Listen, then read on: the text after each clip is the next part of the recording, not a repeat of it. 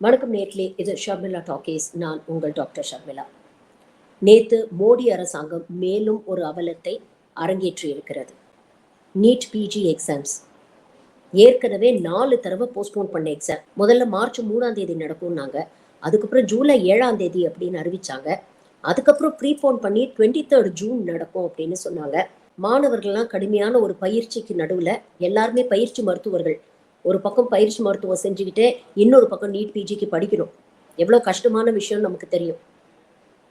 Medical ரெசிடென்ஸாக இருக்கிறவங்க எவ்வளோ மணி நேரம் வேலை செய்யணும், எப்படிப்பட்ட கண்டிஷன்ஸில் வேலை செய்யணும், படிக்கிறதுக்கு நேரம் கிடைக்கிறது ரொம்ப கம்மி.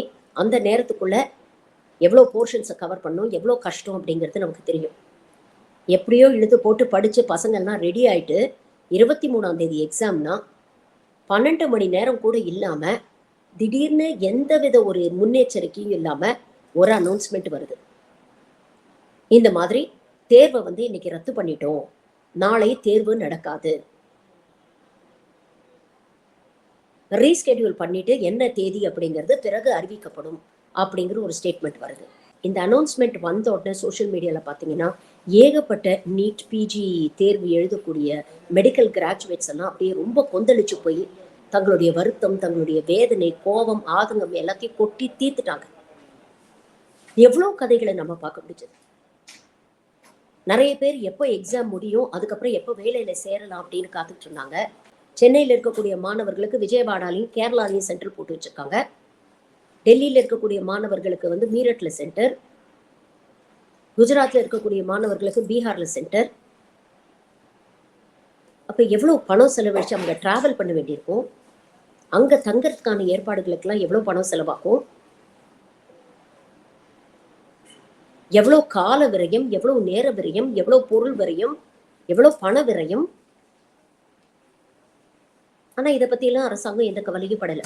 சமூக வலைதளங்கள்ல ஒரு மருத்துவருடைய வீடியோ இன்னைக்கு வைரல் ஆயிட்டு இருக்கு. ஒரு எக்ஸாம் அவங்களால உருப்படியா நடத்த முடியல. கடந்த 10 நாள்ல பாத்தீங்கன்னா கிட்டத்தட்ட 5 தேர்வுகள் கேன்சல் ஆயிருக்கு. எல்லாத்தையும் காரணம் பேப்பர் லீக். நீட் யூஜில பேப்பர் லீக், அதுக்கப்புறம் யூஜிசி நெட் தேர்வு நடத்தி கேன்சல் பண்ணாங்க. காரணம் என்னன்னு கேட்டீங்கன்னா integrity of the exam has been compromised அப்படின்னு சொல்றாங்க. அதை தொடர்ந்து சிஎஸ்ஐஆர் நெட் எக்ஸாமை கேன்சல் பண்ணாங்க. பீகார்ல டெட் எக்ஸாமை கேன்சல் பண்ணியிருக்கிறாங்க. இதோ இன்னைக்கு மத்திய பிரதேஷ்ல பப்ளிக் சர்வீஸ் கமிஷன் எக்ஸாமை கேன்சல் பண்ணியிருக்கிறாங்க. காரணம் கேட்டா முறைகேடு நடந்ததாக தகவல் வந்திருக்கிறது, அதனால கேன்சல் பண்ணியிருக்கிறோம். கடந்த 5 வருடங்கள்ல மட்டும் நீங்க பாத்தீங்கன்னா பாஜக ஆளக்கூடிய மாநிலங்கள்ல இது போன்ற பேப்பர் லீக்ஸ் அதிகமா நடந்திருக்கு. அந்த மேப்பை போட சொல்றேன் பாருங்க. பெரும்பாலும் இது போன்ற முறைகேடுகள் பாஜக ஆளக்கூடிய மாநிலங்கள்ல நடந்திருக்கு. இதனால கிட்டத்தட்ட 1.5 கோடி இளைஞர்கள் பாதிக்கப்பட்டிருக்கிறாங்க. நேஷனல் டெஸ்டிங் ஏஜென்சி என்கிற அமைப்புடைய டைரக்டரை இன்னைக்கு வேலையை விட்டு தூக்கி இருக்கிறாங்க. அந்த சுபோத் குமார் அப்படிங்கிறவரை ஏன் வேலையை விட்டு தூக்கி இருக்கிறாங்க? பீகார் போலீஸ் இன்வெஸ்டிகேட் பண்ணிட்டு இருந்தாங்க இல்லையா நீட் பேப்பர் லீக்ல, அவங்க நேத்து ஒரு அறிக்கையை சப்மிட் பண்ணியிருக்கிறாங்க. அதுல தெளிவா சொல்லியிருக்கிறாங்க, பேப்பர் லீக் ஆனதுக்கான எல்லா எவிடன்ஸும் இருக்கு, உண்மையிலே பேப்பர் லீக் நடந்திருக்கு. இதை தாண்டி இன்னொரு முக்கியமான விஷயம் அவங்க என்ன சொல்லியிருக்கிறாங்க அப்படின்னு பாத்தீங்கன்னா, பீகார் என்ற ஒரு மாநிலத்துல மட்டும் நடக்கல, கிட்டத்தட்ட 11க்கும் மேற்பட்ட மாநிலங்களில் இது போன்ற பேப்பர் லீக் நடந்திருக்கு. ஏற்கனவே குஜராத்ல கேள்விப்பட்டுட்டோம், டெல்லியில கேள்விப்பட்டுட்டோம், இன்னைக்கு ஜார்க்கண்ட்லயும் பேப்பர் லீக் நடந்திருக்குன்னு கண்டுபிடிச்சிருக்காங்க. தடயத்தை அடிக்கணுங்கிறதுக்காக கொஸ்டின் பேப்பர் லீக் ஆன கொஸ்டின் பேப்பர்லாம் எரிச்சிருக்காங்க.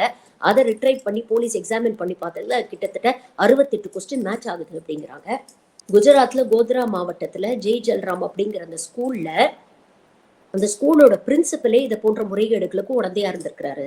இன்னைக்கு போலீஸ் கொடுத்த அறிக்கையில சொல்லியிருக்கிறாங்க, நீட் முறைகேடு இன்னைக்கு நேத்து குஜராத்ல நடக்கல, ஆரம்பித்த காலத்துல இருந்து தொடர்ந்து ஒவ்வொரு ஆண்டும் இது நடந்து கொண்டு வருகிறது.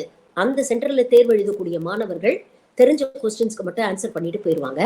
அதுக்கப்புறம் அவங்க கிட்ட இருந்து ஆளுக்கு ஒரு அமௌண்ட்டை வாங்கிட்டு இந்த பிரின்சிபலும் அவரோட கூட்டாளிகளும் சேர்ந்து மீதி கொஸ்டினுக்குலாம் கரெக்டான ஆன்சரை இவங்க மார்க் பண்ணிட்டு இருந்திருக்கிறாங்க.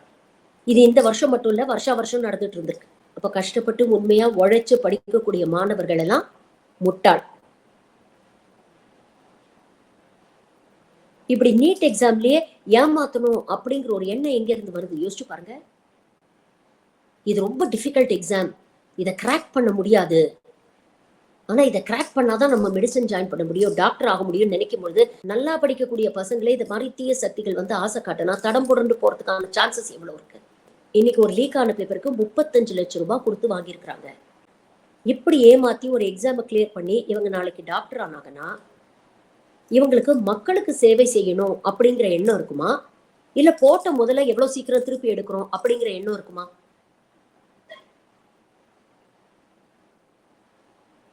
நாளைக்கு மெடிக்கல் ஸ்கூல்லையுமே ஒவ்வொரு செமஸ்டர்லயும் வர எக்ஸாமை இந்த மாதிரி காசு கொடுத்து பாஸ் பண்ண மாட்டாங்கன்னு என்ன நிச்சயம்? இன்னைக்கு என்டிஏடைய சேர்மனே டிஸ்கஸ் பண்ணியிருக்கிறாங்க. அதுவும் குறிப்பா இந்த போலீஸோடைய அறிக்கை வந்ததுக்கு அப்புறம் டிஸ்கஸ் பண்ணியிருக்கிறாங்க. அப்ப இது எதை காட்டுது? என்டிஏல இருக்கக்கூடியவர்களே இந்த தவறுகளுக்கு உடந்தையாக இருந்திருக்கிறார்கள். அப்போ எவ்வளவு பெரிய நெக்ஸஸா இது வேலை செய்யுதுன்னு பாருங்க. பீகார்லயே வெறும் 30க்கும் மேற்பட்ட குழந்தைகள். அப்போ ஒவ்வொரு மாநிலத்திலயும் எத்தனை குழந்தைகள்னு யோசிச்சு பாருங்க. வெளியில வர்றது தவிர வெளியில வராம நமக்கு தெரியாம போனது வருஷா வருஷம் எவ்வளவு நடந்திருக்கும். அப்ப இங்க எத்தனை லட்சம் எத்தனை கோடி பணம் வந்து இங்க வந்து கல்வியை வந்து வியாபாரமாக்கி பரிமாறப்படுகிறது அப்படிங்கறது யோசிச்சு பாருங்க.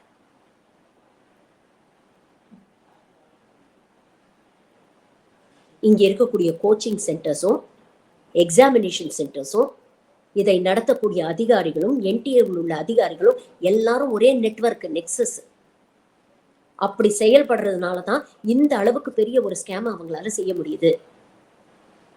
இது வருஷா வருஷம் நடக்குதுன்னா இது பாஜக அரசாங்கத்துக்கு தெரியாம நடக்கும்னு நீங்க நினைச்சிட்டு இருக்கீங்களா?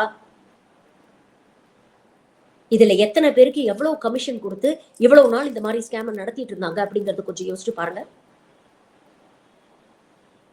ஆனா வெளியில பேசுறது என்னமோ நீட் வந்து மெரிட்டான ஸ்டூடெண்ட்ஸை வந்து மெடிசனுக்கு கொண்டு வரும், பாருங்க கல்வி கொள்ளையை வந்து நாங்க தடுத்துட்டோம் அப்படின்னு பேசுறாங்க. இதுக்கு பேர் என்ன? இன்னைக்கு கல்வி தரத்தை மேம்படுத்துறோம் சொல்லி ஒரு பக்கம் கல்வியோடைய தரத்தையே குறைச்சிட்டீங்க. கட்டண கொள்ளையை கட்டுப்படுத்தணும் சொல்லிட்டு இன்னைக்கு கட்டணம் அப்படிங்கிற பேர்ல கொள்ளை அடிச்சுக்கிட்டு இருக்காங்க கோச்சிங் சென்டர்ஸ். இது எல்லாத்தையும் தாண்டி இன்னைக்கு இன்டர்நேஷனல் மீடியாலாம் காரி துப்புறான். எல்லா இன்டர்நேஷனல் மீடியாலையும் சேனல்ஸ்லயும் இந்த நியூஸ் வருது. அப்ப வெளியூர்ல இருக்கிறவங்க எல்லாம் இந்திய மருத்துவர்களை பத்தி என்ன மதிப்பீடு வச்சிருப்பாங்கன்னு கொஞ்சம் யோசிச்சு பாருங்க. நீங்க இந்தியால இருந்து வர டாக்டரா? நீட் எக்ஸாம் எடுத்துன்னா பாஸ் பண்ணி தான் வந்தீங்களா? அதுலதான் ஏகப்பட்ட முறைகேடு நடந்ததாமே. அப்போ உங்களுடைய தரத்தை எப்படி நம்புறது? இப்படிதானே வெளிநாட்டுல இருக்கக்கூடிய யூனிவர்சிட்டிஸோ ப்ரொஃபசர்ஸோ நம்ம ஸ்டூடெண்ட்ஸை மதிப்பிடுவாங்க. நீட் மூலமா மெரிட் இருக்கிற ஸ்டூடெண்ட்ஸ் தான் வருவாங்கன்னு சொன்னாங்க. இன்னைக்கு அது பொய்யாயிடுச்சு. காசு இருக்கிறவங்க ஈஸியா மெடிசன் படிக்கலாம் அப்படிங்கிற நிலைமை வந்துருச்சு.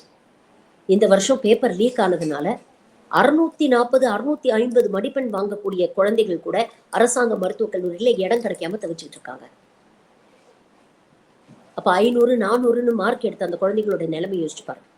லட்சமா கோச்சிங் சென்டருக்கு அழுது 1 வருஷம் 2 வருஷம் 3 வருஷம் ரிப்பீட் பண்ணிட்டு இருக்கிறவங்க அப்படி ரிப்பீட் பண்ணி 600 மார்க் எடுத்தும் இன்னைக்கு அரசாங்க கல்லூரியில சேர முடியல. ஏழை எளிய குழந்தைகள், கிராமப்புற குழந்தைகள், அரசாங்க பள்ளிகளில் படிக்கக்கூடிய குழந்தைகளுடைய நிலைமை யோசிச்சு பாருங்களேன்.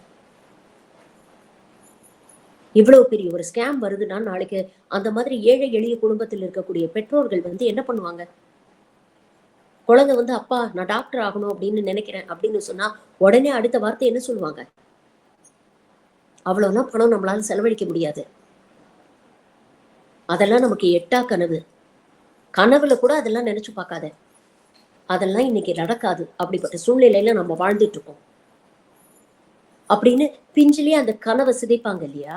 என்டிஏக்கு இருக்கக்கூடிய ஒரே வேலை நாட்டுல தேர்வுகளை நேர்மையா நாணயமா டிரான்ஸ்பரண்டா நடத்த வேண்டியது. ஆனா இன்னைக்கு அந்த ஒரு வேலையை இந்த என்டிஏல உருப்படியா செய்ய முடியல. இதைத்தான் எதிர்கட்சி தலைவர்கள் குறிப்பாக ராகுல் காந்தி கேட்கிறார். உங்களுக்கு இருக்கக்கூடிய ஒரு வேலை நேர்மையா தேர்வுகள் நடத்துது, அதை செய்ய முடியலன்னா இந்த ஏஜென்சி எதுக்கு?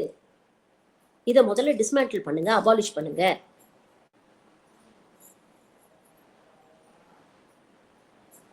கல்வித்துறையில் நடக்கக்கூடிய முறைகேடுகளை கட்டுப்படுத்த முடியல, களை எடுக்க முடியலன்னா அந்த துறைக்கு ஒரு மந்திரி எதுக்கு? தார்மீக பொறுப்பு எடுத்துக்கிட்டு தர்மேந்திர பிரதான் ராஜினாமா பண்ணணும் அப்படின்னு சொல்றாங்க. இன்னைக்கு பார்லிமெண்டோட ஃபர்ஸ்ட் செஷன். தர்மேந்திர பிரதான் உறுதிமொழி எடுக்க போகும் பொழுது பேன் நீட் அப்படின்னு அங்க இருக்கக்கூடிய எதிர்க்கட்சி எம்பிகள் முழக்கம் எழுப்பியிருக்காங்க.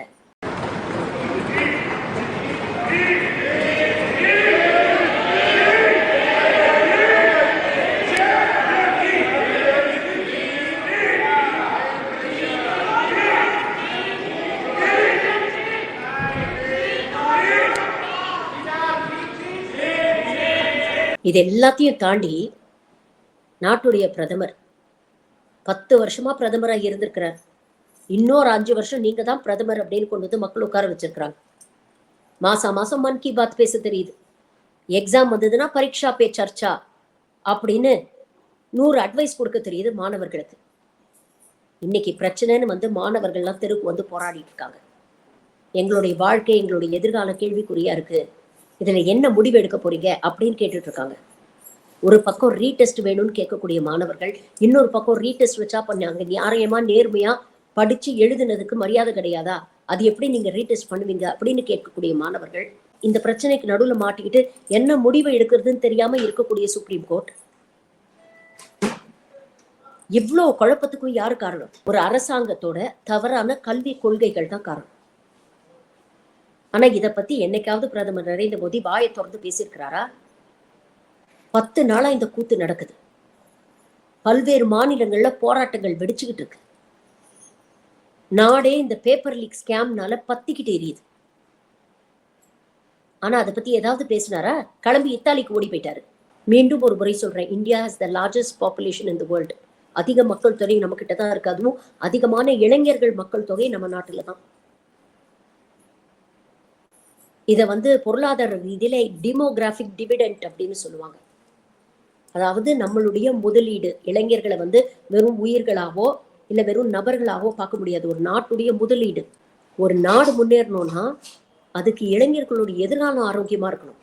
அந்த எதிர்காலம் ஆரோக்கியமா இருக்கணும்னா அவங்களுடைய கல்வி தரம் எப்படி இருக்கணும். ஆனா இன்னைக்கு கல்வியில முறைகேடு, ப்ரொஃபஷனல் எக்ஸாம்ஸ்ல முறைகேடு, வேலைக்காக நடத்தக்கூடிய எக்ஸாம்ஸ்ல முறைகேடு. காசு வச்சிருக்கிறவன் தான் படிக்க முடியும் அப்படிங்கிற நிலைமைக்கு இந்த 10 வருஷத்தை இந்த மைனாரிட்டி பாஜக நம்மளை கொண்டு வந்துருச்சு. இதுக்கு தான் தொடர்ந்து சொல்லிக்கிட்டு இருக்கோம். உங்களால ஒரு தேர்வு ஒழுங்கா நடத்த வக்கில்ல, துப்பு இல்லைன்னா கல்வியை தூக்கி மாநிலங்கள்கிட்ட கொடுத்துட்டு போங்க. மாநில பட்டியலுக்கு மாத்துங்க. ஒவ்வொரு மாநிலத்துக்கும் தெரியும் தங்கள் மாநிலத்தில் இருக்கக்கூடிய குழந்தைகளை, இளைஞர்களை எப்படி பாத்துக்கிறது, அவங்களுடைய எதிர்காலத்தை எப்படி உறுதி செய்யறதுன்னு. கிட்டத்தட்ட குரங்கு கையில கிடைச்ச பூமாலை மாதிரி இன்னைக்கு கல்வித்துறை இந்த மைனாரிட்டி பாஜக கையில மாட்டிக்கிட்டு அவஸ்தைப்படுது. இளைஞர்களுடைய எதிர்காலத்தை பத்தி நினைச்சா உண்மையிலேயே ரொம்ப கவலையா இருக்கு.